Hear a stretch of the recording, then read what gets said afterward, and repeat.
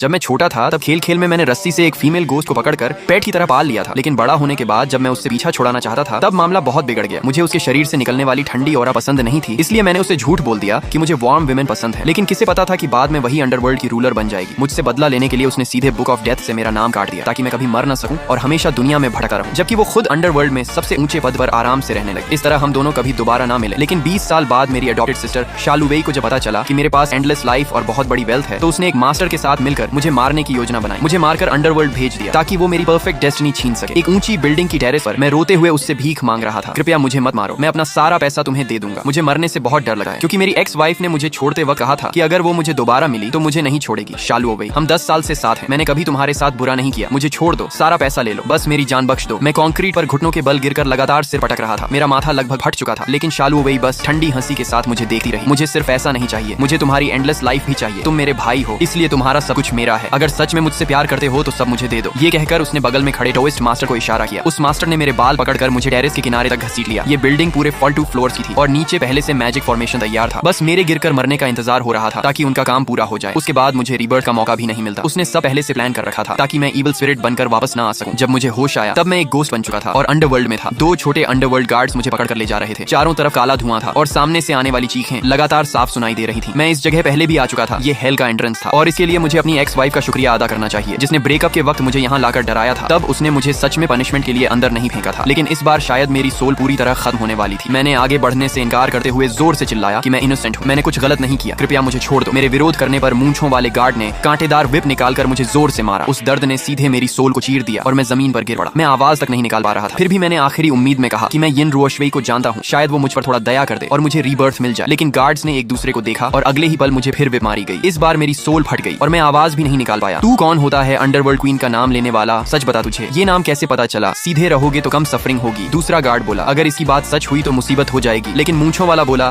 कि टाओइस्ट मास्टर ने कहा है कि इसका नाम बुक ऑफ डेथ में है ही नहीं। ये कोई क्रिकेट पाथ वाला आदमी है जिसे कुछ ट्रिक्स आती हैं, इसलिए क्वीन का नाम जानता है। डरपोक मत बनो, ऊपर वालों को पता भी नहीं चलेगा। हमें पैसा मिला है तो काम पूरा करो, जल्दी करो वरना प्रॉब्लम हो जाएगी। तब मुझे समझ आया कि ये गार्ड्स उसी ओल्ड टाओइस्ट के साथ मिले हुए हैं जिसने शालुवेई की मदद की थी। इतने में जब मैंने हेल के विशाल गेट को देखा तो मेरी सोल डर से कांपने लगी।